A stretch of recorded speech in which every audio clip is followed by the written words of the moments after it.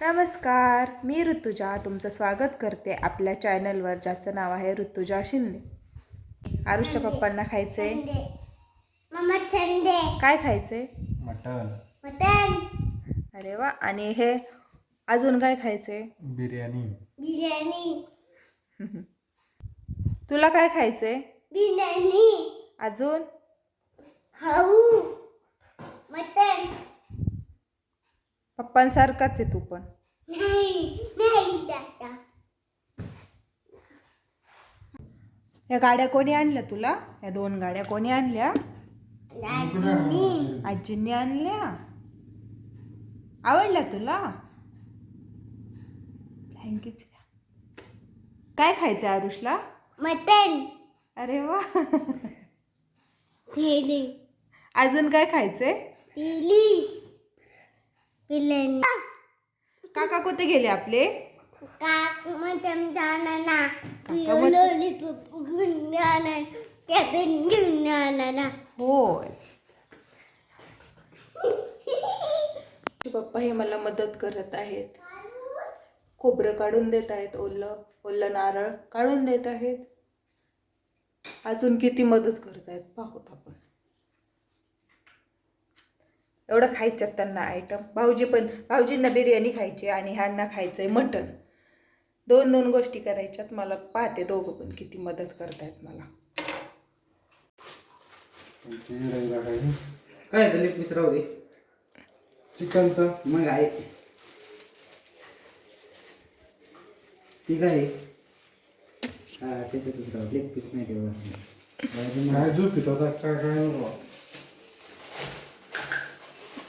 Basic अशी तयारी करून ठेवली होती. कांदा चिरून ठेवला होता, लसूण वगैरे सोलून ठेवला होता आणि कांद्याला व्यवस्थित सोनेरी रंग येईपर्यंत परतून घेतलं.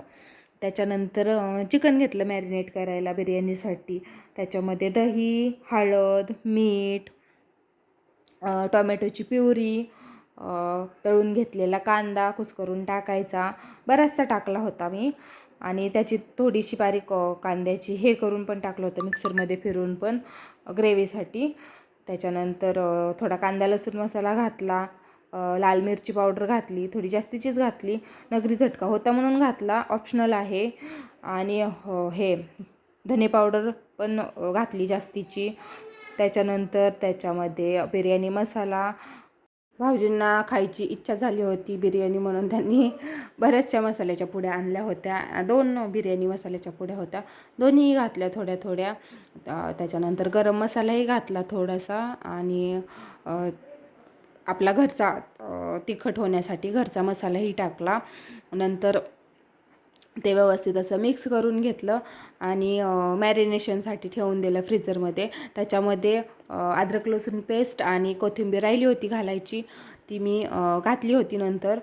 आणि आरुषच्या पप्पांनी मला चिकन मॅरिनेट करायला मदत केली. नंतर तांदूळ स्वच्छ धुवून घेतले होते आणि ते पाण्यात भिजण्यासाठी ठेवून दिले. त्याच्यानंतर पाण्यामध्ये तांदूळ मी व्यवस्थित असे शिजवून घेतले होते आणि चिकनलाही एक अर्धा पाऊण तास असेल फ्रीझरमध्ये आणि 1 शिट्टी घालून त्यालाही कुकरमध्ये शिजवून घेतलं होतं. दम देण्यासाठी खाली राईस घालून घेतला, खाली लागू नये म्हणून. त्याच्यावरती चिकनचे पीस टाकले, थोडीशी ग्रेव्ही टाकली, नंतर राईस घातला आणि तळलेला कांदा आणि कोथिंबीर हे घातलं. 2 लेअरची बिर्याणी केली होती मी. दोन्ही लेअरला सेम प्रोसेस केली आणि तूपही टाकलं होतं. आणि नंतर दम देण्यासाठी ठेवून दिलं. अर्धा तास मंद आचेवर, थोड्या वेळ होता मध्यम आचेवर आणि नंतर मंद आचेवर अर्धा तासाचा दम देऊन घेतला. एकीकडे ह्याची मटणचीही तयारी करून ठेवली होती.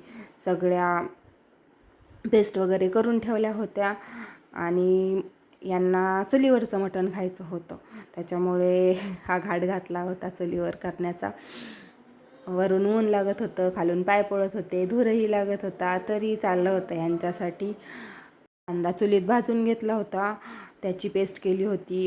कांदा लसूण आणि कोथिंबीरची पेस्ट केली होती. त्याच्यानंतर ओलं नारळ त्याची पेस्ट करून घेतली होती.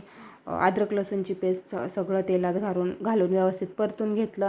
त्याच्यानंतर त्याच्यामध्ये भरपूर असे मसाले घातले आणि ते तेलामध्ये एकदम छान असे तळून घ्यायचे. मस्त असा वास सुटेपर्यंत त्याला व्यवस्थित परतून घ्यायचं तेलामध्ये. त्याच्यानंतर खोबऱ्याचंही मी हे केलं होतं, बारीक केलं होतं, तेही भाजून बारीक केलं होतं, तेही घालून व्यवस्थित असं परतून घ्यायचं. थोडंसं मटणाचा रस्सा घालून छान असं तेल सुटेपर्यंत परतून त्याच्यामध्ये नंतर मटण टाकून घेतलं आणि जेवढं लागतं तेवढं अंदाजानुसार पाणीही घातलं. आमच्या दोन्ही टायमाच्या अंदाजानुसार पाणी घालून छान अशी कोथिंबीर वगैरे घालून त्याला एक उकळी काढून घेतली आणि नंतर हारावर होतं बऱ्याच वेळ, त्याला मस्त अशी तरी आली होती. कडे आल्यावरती चुलीवरचं खायला भेटतं म्हणून आरुषच्या पप्पांनी मला चुलीवर करायला लावलं आणि खरंच चुलीवरच्या मटणाची चवच वेगळी राहते. मटणच काहीही चुलीवरचं छानच लागतं. पण मटणची भाजी आणि बिर्याणी झाली होती. नंतर मग आरुष तसाच होता जेवण करायचा म्हणून त्याचे पप्पा त्याला भरवत होते. त्याला विचारलं कशी झाली आहे तर तो सांगत होता छान झाली आहे म्हणून. नंतर आईंनी भाकरी करून घेतल्या आणि तोपर्यंत मी स्वयंपाकाची सगळी भांडी होती ती घासून घेतली. नंतर जेवायला वाढायला घेतलं आणि 2:30 वाजल्या होत्या आम्हाला जेवण करायला. एवढे सगळे आयटम करायचे म्हटल्यावरती उशीर तर होणारच ना. आणि एकंदरीत असं दिसत होती आमची ताटं.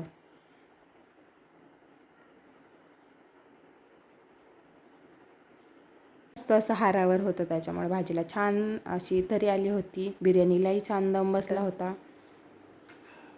मटण कसं झालं चुलीवरचं?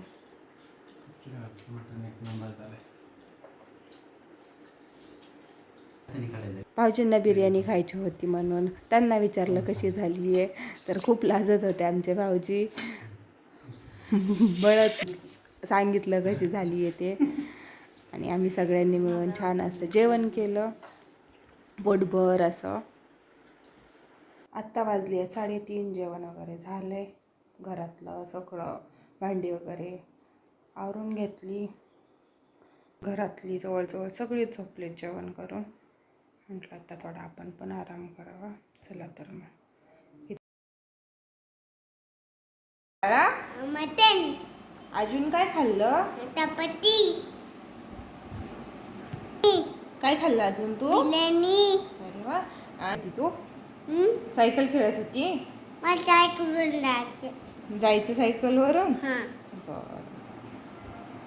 दिवसभर आज काम करून कंटाळा आला होता त्याच्यामुळं बसले आरुषसोबत थोडंसं आणि इथेच एंड करूयात आपला आजचा व्लॉग आवडला असेल तर लाईक करा, सबस्क्राईब करा. थँक्यू. लाईक करा, सबस्क्राईब करा.